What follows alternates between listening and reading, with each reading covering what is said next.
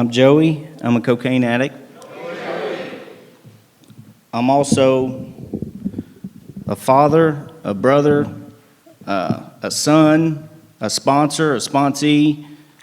I'm a college graduate now. I'm a professional. But most importantly, and the only reason why I'm here or any of those things are true is because I'm an addict. That is the most important thing about my life. Do y'all know what the difference between an addict and an alcoholic is? An alcoholic has a car and no license, and an addict has a license and no car. And I'm both. For years. But, now I'm in recovery, so that's the past. We don't regret the past, nor do we wish to shut the door on it. I grew up in Springfield, Tennessee. It's about 30 miles north of Nashville. I have two older sisters, a younger sister. My childhood was a little chaotic. When I was 4 or 5, my dad has what I have, and it was a bad experience every night going home. He went to a treatment center, blew the family apart. I moved to Alabama for a little bit, came back here, and lived with just my mom. But I always remember, I don't harp too bad on what the trauma looked like or the abuse or anything like that. Not that it's not important, but I'm responsible for what I do regardless after a certain time. But it was rough, and I'm also, I don't know for sure, if y'all remember two things out of this story about me. One is if I put something in my body, I don't know when I'm going to stop. I got to be removed from y'all. I either got to go to jail or treatment or something every single time. I can't do it. That's the first thing. And the second thing is, all I want to do is control it. I really wish I could do it. That's all I've ever wanted, is change the way I feel and not have repercussions. That isn't the case. A few other things about me. I got real big feelings, very sensitive. But also, I think I'm the most important person. I'm an egomaniac with self-esteem issues, and I think I've been that way since I was 3. I haven't changed consciousness. I don't think much of myself, but I'm all I ever think about. So I don't know if the trauma did that or if I'm just who I am. But it's a paradoxical thing, because I want all of y'all to look at me, but don't talk to me. But don't look at me, I want you to laugh, but don't laugh at me, I can't find the middle. So my childhood, the first time I remember trying to smoke weed or do anything was my older cousin found my Uncle Joe's weed, and I did not know how to inhale, but I knew that trying to do it just made me feel something. I didn't get high, but another part that's probably equal with me being an addict / alcoholic is I'm a habitual line stepper. Always been. That was probably my first drug. If I could get a rise out of you, my mom, the teacher, anyone, or if I could make you laugh, angry, I don't know, whatever the flavor was that day, seemed like I always found myself just pushing buttons. If you told me no, I'm going to do it. I remember stealing alcohol from my dad. He'd get drunk, leave bottles everywhere, and I'd take a sip and just, I'm never drinking that. Wrong. On the way up here, we were listening to Only God Knows Why by Kid Rock, and I was like, I remember being 7 years old thinking, damn, this song's good, I was manifesting. I felt like a 47-year-old divorcee when I was young. So maybe I'm the problem. I don't know. I was going through it, but I really wasn't. But I wanted to be. I've gotten in trouble a lot, always got in fights in school, always said the ad-libs in music class when they tell me not to. Rudolph the Red-Nosed Reindeer. like a lightning bolt, And he'd tell me to stop, and I'd keep doing it, and then I'd get a paddling, and didn't matter to me. I was one of them kids you couldn't paddle or beat or whip into submission. I'd cry and fight it a little bit, but it did not stop me. Just made it where I was probably numb. When I was 12, maybe, that was the first time that my bad streak caught up to me.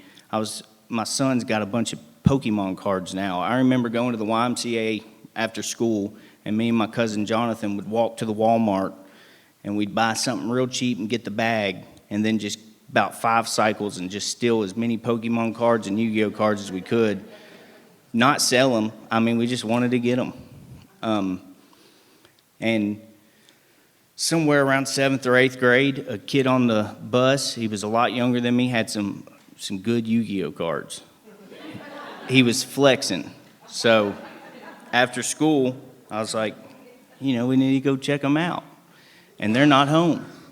And we go in the house, and my older buddy who went with me, he'd already scoped the house out, because when we go in there, he goes straight to the master bedroom and starts pulling out dirty magazines out of the top of the closet. I was like, dang, he's ahead of the game. He woke up early. But we start looking through it. I got the Yu-Gi-Oh cards, and then we hear a door shut. And we open up the back door, and I'm looking at the back porch, and you cannot see wood. It is all toys, and, we're like, oh, God, we start jumping over them. Within minutes, the sheriffs show up, and we're hiding in the woods. And the sheriffs show up with the dogs, and we're like, all right, we come out. I got 50 hours of community service picking up trash in the projects in Springfield. And that's, normal people don't do that. Whenever I was managing a halfway house and someone would convince me that they don't need to go to meetings or they don't want to, get a sponsor, whatever, I'm like, normal people don't go to halfway houses and have to fight over milk and who snores in the 4-man room. And I do, it's not normal. Well, with the trouble with the burglary charge at 12, 13, over Yu-Gi-Oh cards, I was a real badass. I remember picking up trash, and this is how my brain operates, with the habitual line stepping. On break, we would go up to the basketball court, and these are all older, prison reformed men who have to do work for the housing authority, and we'd play basketball. And I remember And One Mixtapes was big around here, Hot Sauce. And I was the point guard. I was up at the top of the key. I was like, y'all watch this. I dribble the ball, throw it up in the air. He goes to get it, and I shank him. This is a grown man. He's probably 6'4". To me, he was 6'9". It was insane, Why? I don't know why I did it, but he started just tearing into me. And I remember everybody laughing. And that's just a big memory in my life of, what am I thinking? Why do I do this stuff? I could just go about my day, leave well enough alone, but I've never been that way. Not long after that, I start high school and find weed. And since I can remember, I've had this hurt or this dis-ease inside of me, and I try to dislodge it. I don't know what came first, the chicken or the egg, the trauma or the use, I don't know. But I wanted to change the way I felt. And first time I smoked weed really good, it changed the way I felt tremendously. It was the medication I was looking for. It was, soon after I sell everything, trading it for weed. I had a big old knot of $2 bills. My mom was a manager at a gas station. Sometime in my after my dad's bad falling out when I was 5 or 6, my mom went on disability. She didn't work much anymore after that, and I lived with her. It was a lot of chaos in the home, but she loved the hell out of me. I was my mom's golden boy. She loved alcoholics still. I had a stepdad named Claudio. He didn't speak English, and we used to fight in my front yard. That might be some of the trouble, but either way, I do stupid stuff without any outside ignition. I just do it. But those were rough times. I was always able to be popular in school, or at least friends with everybody. I could make you laugh. I could do good in school. I had this good way of putting on a mask. Wherever I go, I could fit in with whoever, however, everything goes smooth. Then I could go home and just cry my eyes out. I got real big feelings. I'm real sensitive, and I got a big heart. I don't want you to know that. I'm a badass, but I'm really a little boy that's hurt.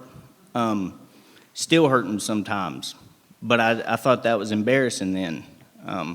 So I could change the mask on and off. I'd go to school, laugh, do good, go home, fight Claudio, play some Xbox, smoke some weed, go about my day.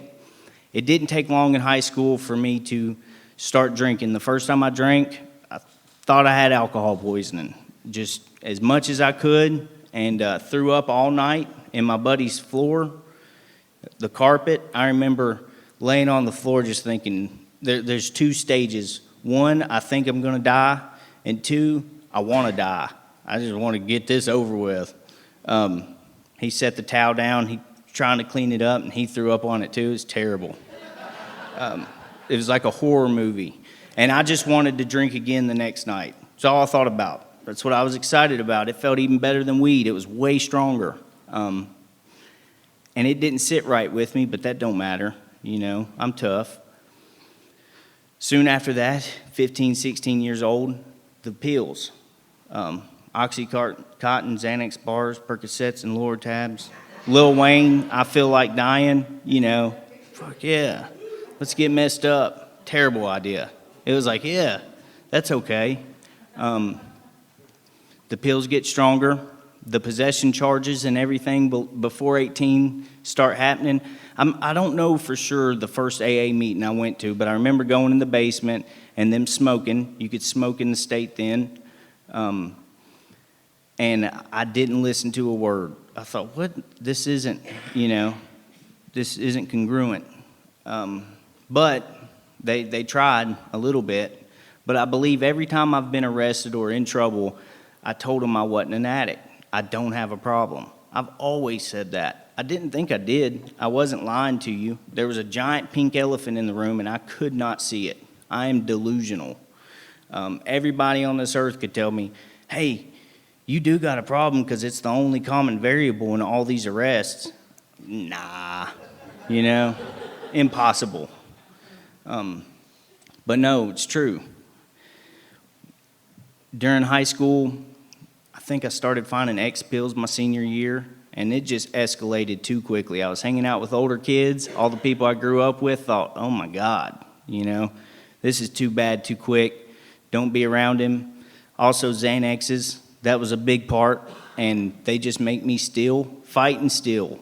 I'd try to stick your TV in my pocket, and just right when I take it, I'm stealing something. I could have money and it don't matter, and I'm probably fighting.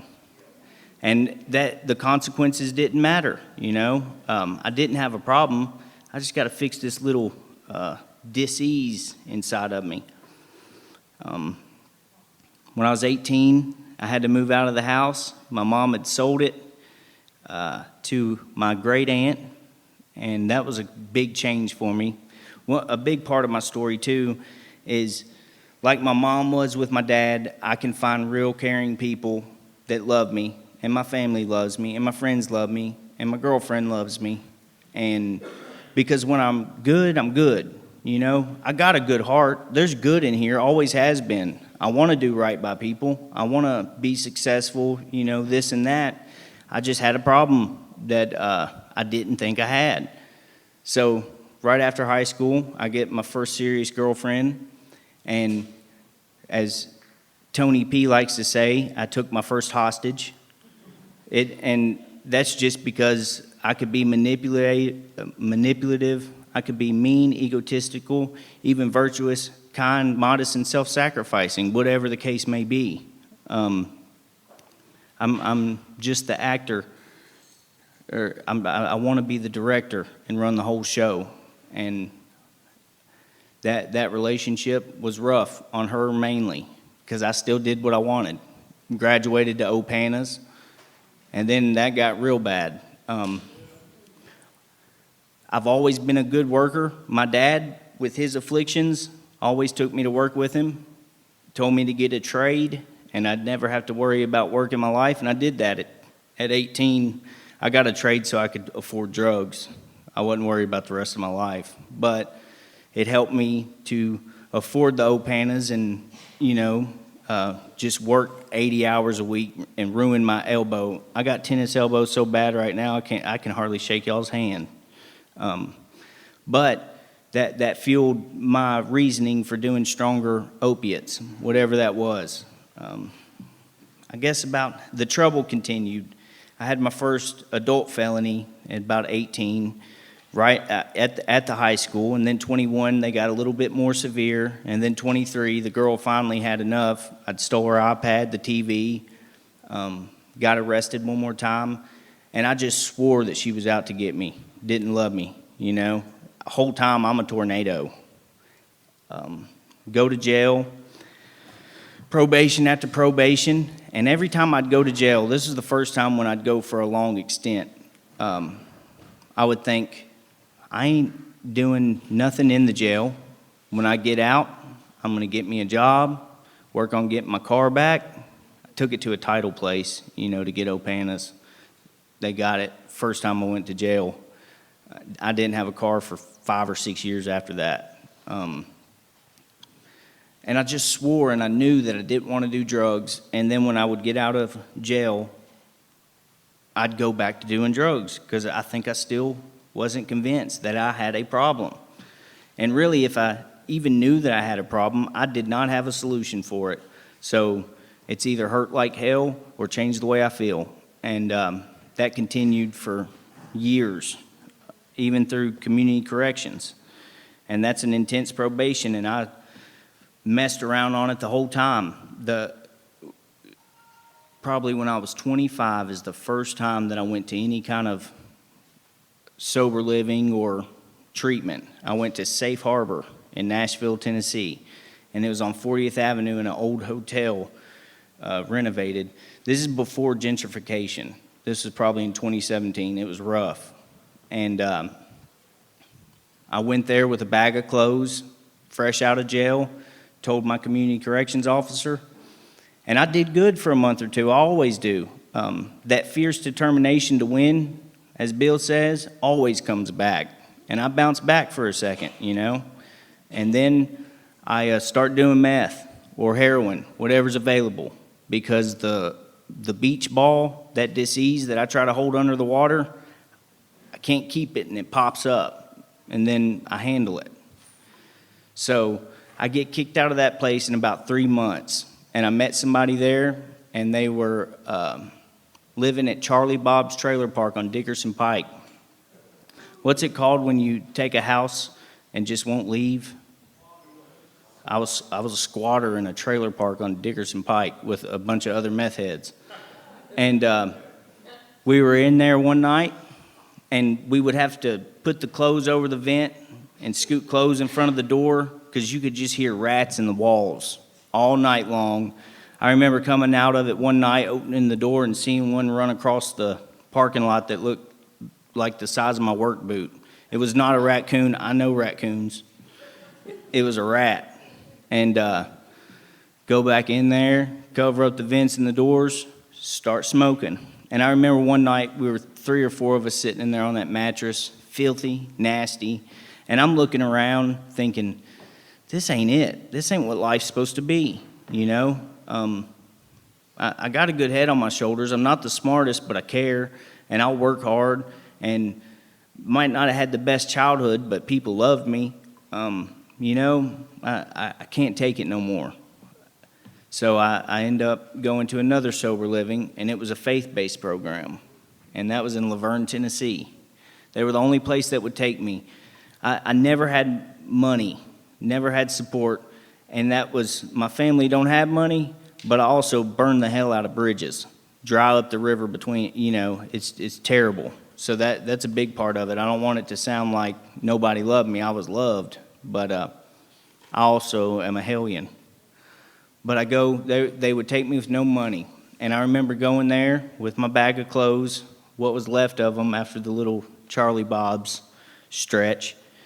And that was the first time I had any kind of recovery outside of jail, or any sobriety outside of jail for more than 3 months. I was there about 9 months. And that was actually some recovery too. We went to church every week. We had Bible study every day.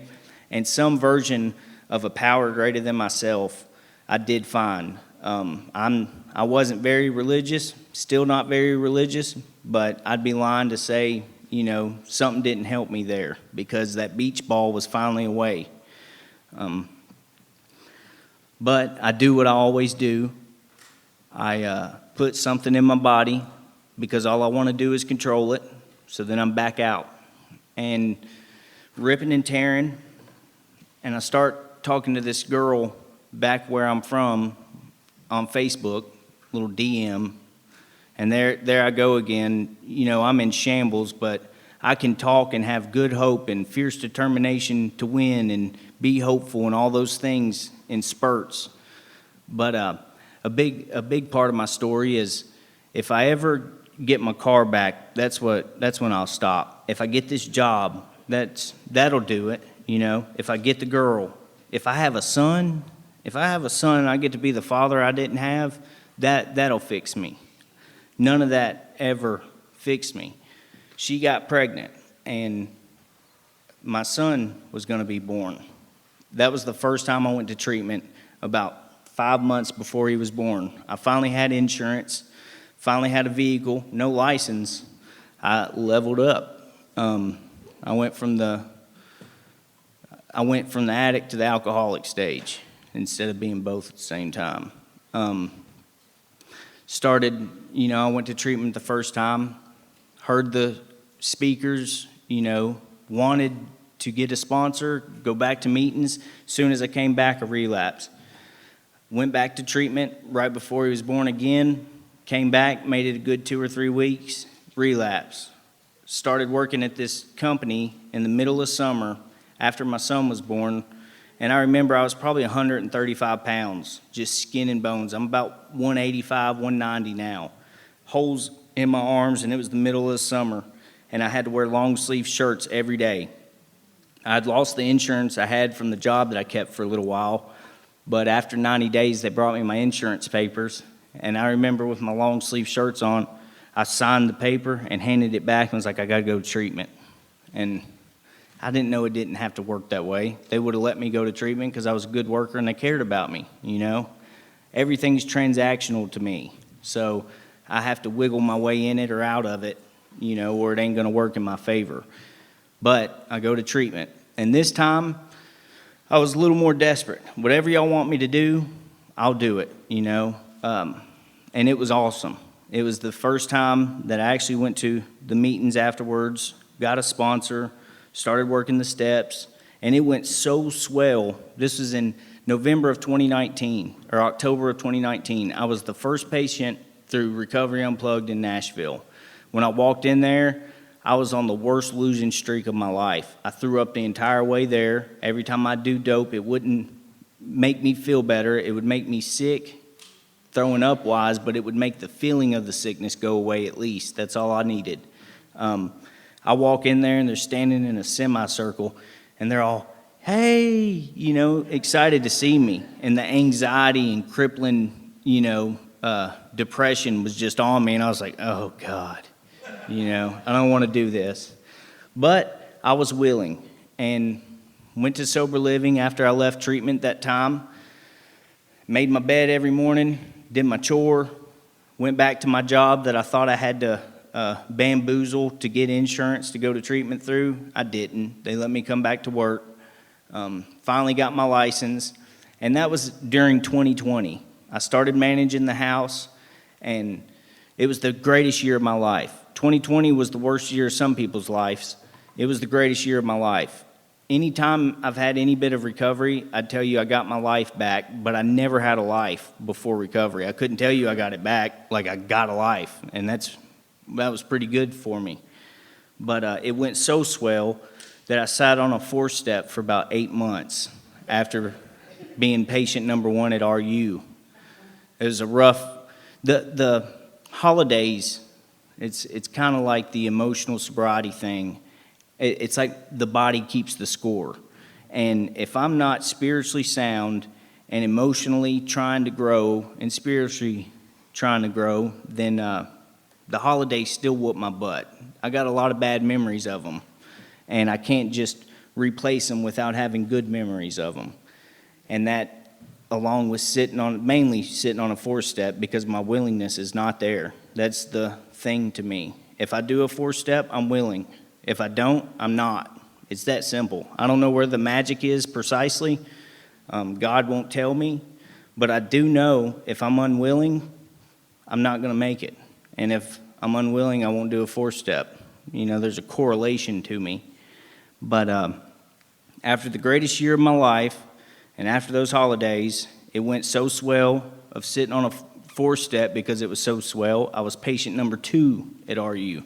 Really patient number 1 and 0 because I was the first patient and went back through. I always joked to them about that because they're like, he's patient number 1. I'm like, nah, I'm number 2.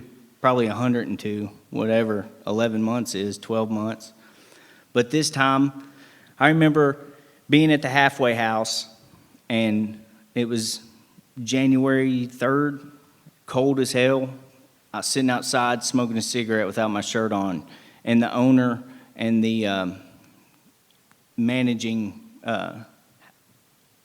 manager over the house managers pull up, and I was like, oh, shit,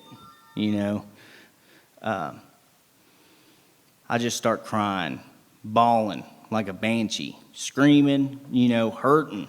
And I'd had a relationship with my son. I'd got my license back. Job's going good. I'd signed up for college, saved a little money, got some tattoos, and here I was beating on the desk wondering how it happened.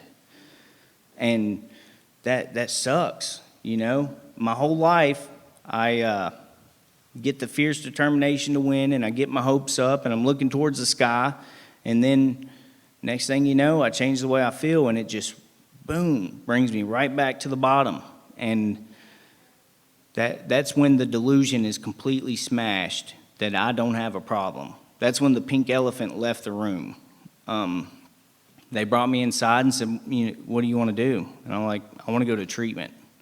Right now, in the morning, whenever. I know my willingness will, if it was at 80%, it'll be higher. Before that, it's just been a gradual uptick in my willingness of every relapse, of every time in treatment, and this time it was more serious. So I go to treatment. This is how delusional I get.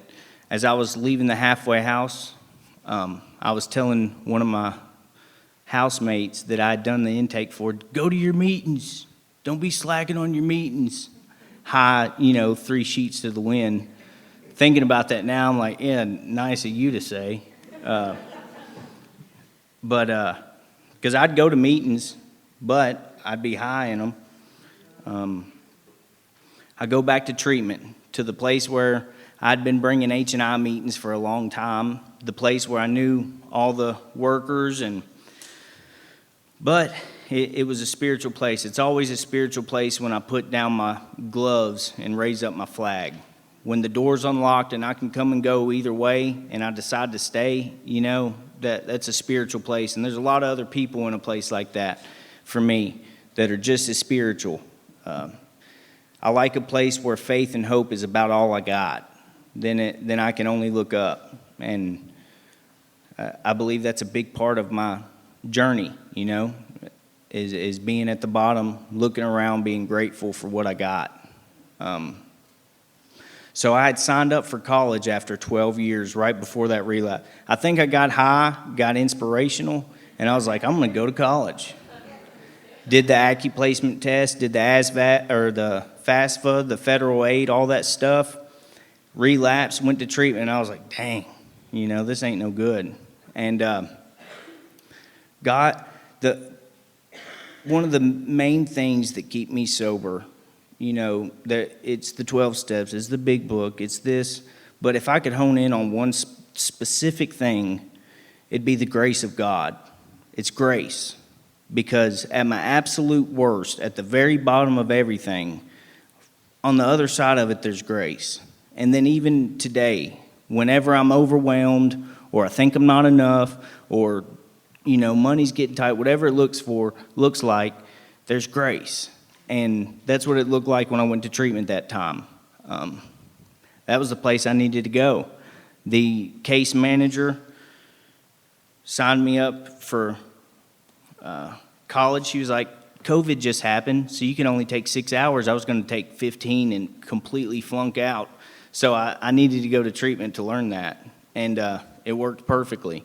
The guy who owned the houses I got kicked out of brought me my first laptop. I didn't have no money and no family to bring me one, but he did. And there's that grace. Somewhere along my journey, there's always been somebody who loved me or could help me enough, seen something in me, My childhood friend brought me to treatment that time.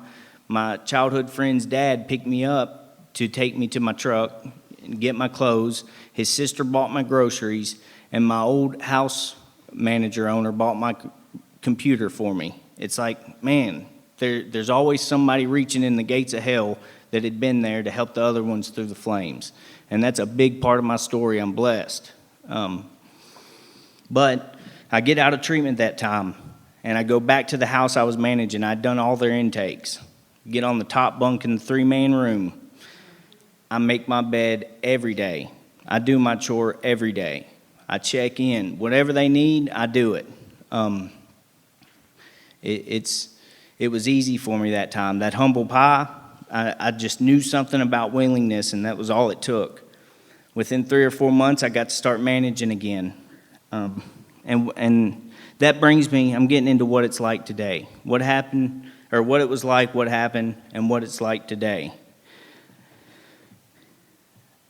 I thought if I stayed sober for just a little bit of time, just a year maybe, or 5 years or 10 years, I have all these grandiose ideas and dreams. I'd maybe be a millionaire, maybe be, in Hollywood acting somewhere, driving a Ferrari, whatever, that's the stupid shit I used to dream about. And looking at my life and what recovery really is, I sold myself short. That don't cut it, because I would still be left without a psychic change and without spiritual growth. And that has been the greatest thing of recovery. I ended up going back to college at Nashville State, and I graduated after treatment that time. Now I teach at Tennessee College of Applied Technology. I am a superintendent for a very large electrical company. I do a lot of side work. I have a beautiful girlfriend and a nice house. I make really good money. I have a great relationship with my son. I can give him anything he wants. And that is not the best thing. All that material stuff I would trade right now, because the peace of mind I get from recovery is what it was all about. I'm a junkie. I stick needles in my arms. I'm a felon. I go to jail.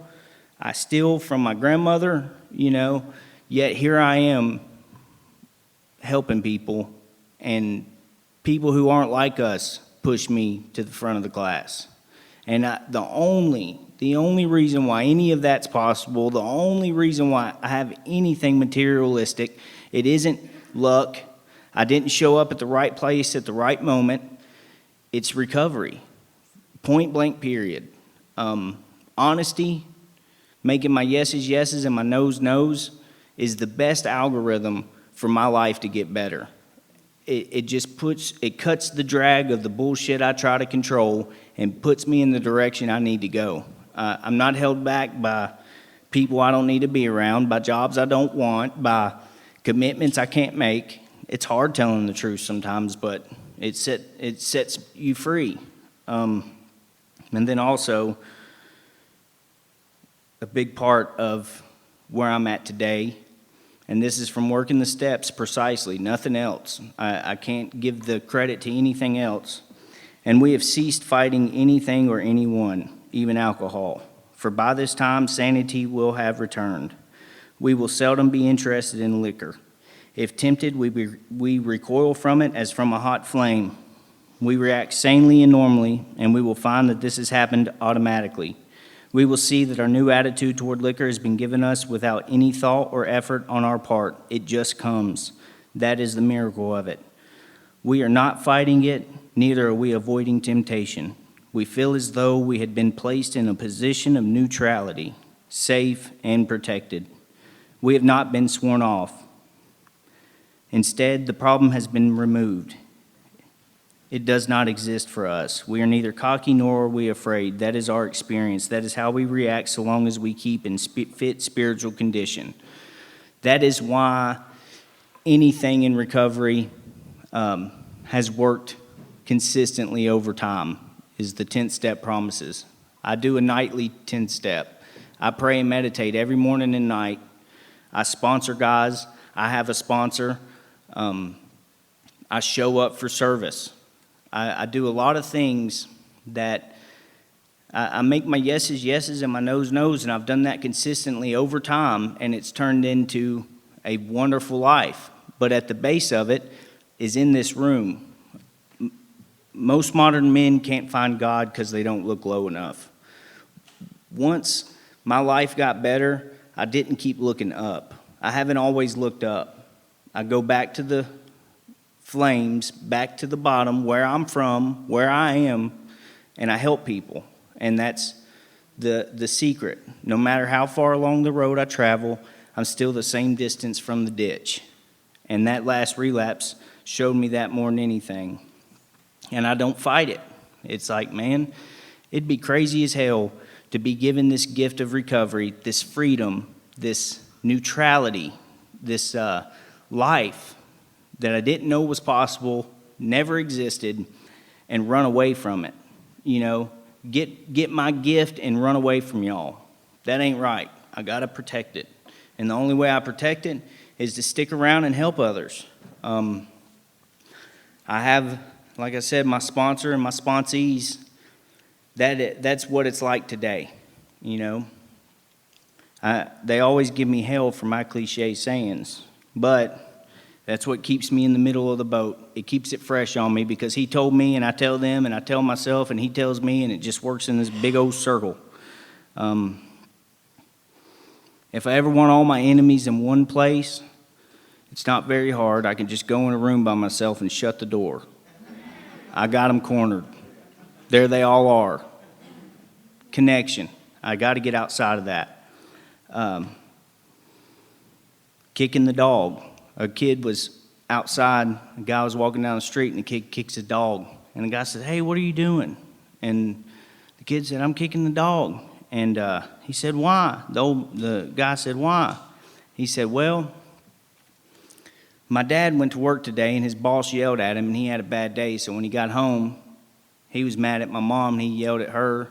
And then when I got home, my mom was mad because she got yelled at, so she yelled at me. And I didn't have nobody to take it out on, so I kicked the dog." It's catching strays. That's what my resentments look like.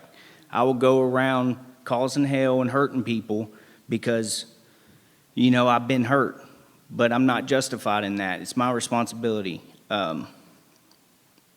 However I treat anyone or anything is a reflection of me, not them. The chaos as a child, it sucked. It needs to be dealt with. I need to put light on it. And after that, it don't make sense for me to be the same chaos. Don't pull the fire alarm. I remember early on in recovery and still today, when the stuff's getting hard and when I'm getting overwhelmed and I'm getting those feelings of depression and anxiety and fear just overwhelming, you know, my sponsees have it too. I'm like, whatever you do, don't pull the fire alarm. If anything, we're going to regroup, we're going to sleep, we're going to regroup in the morning, then we might do it. You just call me and we'll back up and punt, we'll do it. But today, just for this 24 hours, Don't pull the fire alarm. You ain't got to do it. Don't freak out. And that rolls into stay in the pocket. In football, my football guys, you got some really good linemen in front of you. And as a quarterback, you got to stay in the pocket because the defensive ends will take you out. Well, life is a lot like that when that fire alarm's looking good. I want to freak out. And if I get out of the pocket, then I'm running around. There's no direction. There's no order. It's just chaos. Running around with a bird on my head. About to get hurt. And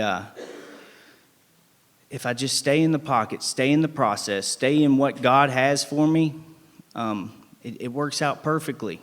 I can take the best hits. I can take little tiny hits in the pocket. I'll get clobbered if I start freaking out. If I start, making rash decisions, if I don't pray and meditate, if I don't give a little time, then it gets bad.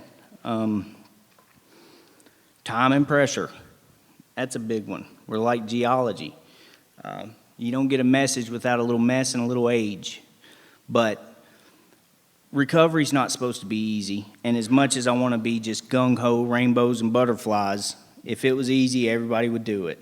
But I'm empathetic, and it's hard, I'm not going to tell you it's easy because I'm the opponent in the whole recovery process, and I'm not easy. The actual process is easy.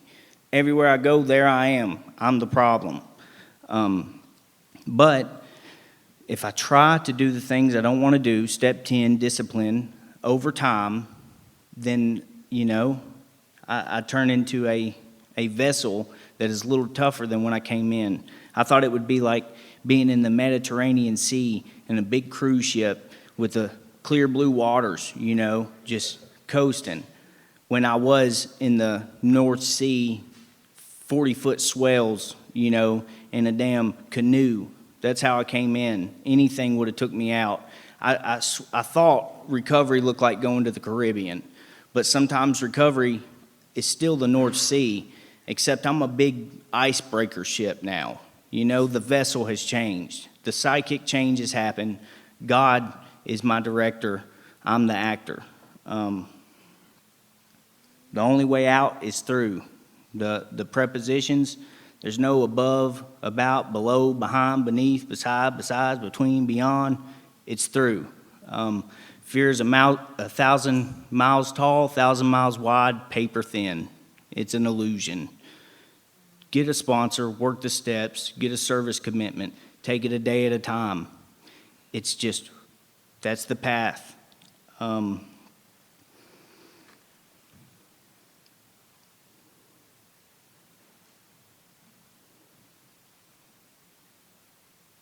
last thing I want to say is my sponsor told me this the other day. And after years of being in recovery and being a knucklehead and learning more about myself and helping others, the main thing's helping others. That's helped me more than it's helped anything ever, is seeing myself and others. Y'all are mirrors, and I need to microscope on me. And that's what it feels like sponsoring. But it's not God. I don't need more God working in my life. I need to be working in God's life. It's His show. It's His money. It's His job. It's His steps. It's His group. It's His food that we got to eat today. And it ain't even got to be His. It's the spirit of the universe. I don't care. I don't know what it is. But I have my own, and man, I need it. That's the only thing that I've never really had before recovery. Well, it's not the only thing. I've never had a car, a credit score, bank account, nothing. But it's me working in God's life and taking it a day at a time. A day at a time, not pulling the fire alarm, got me through college, got me through raising my son, got me through bringing him to every service commitment I was a part of because I have him every weekend. You can just, for today, the hell out of everything. And you'd be surprised. You almost don't even have to schedule nothing. I think people get irritated with me because I'm like, yeah, I got it. I probably don't, but just for today, I do. So I'm not lying. And then when I show up, it works out, you know? Fear ain't a big part. Fear of the future, fear of the past. I still, and the other thing, expectations. That will still get me. I'll have 5 years, January 4, 2021, and expectations lead to fear, which lead to my lack of connection. I still expect the most out of the world. I still got the biggest feelings. I still think I'm the center of the universe. I still am human, and that's good because without that, I wouldn't need y'all. But I have a solution today, and it's directly because of the steps of AA, the 12 steps, a sponsor, and helping others, honesty, open-mindedness, and willingness. That's what it was at the beginning, the middle, the end, and it's what I got to keep. I've seen it time and time again. If I start slipping on any of them, start working the steps backwards, then it leads to me going through this whole circus again over and over and over. Man, I'm grateful for y'all. That's all I got.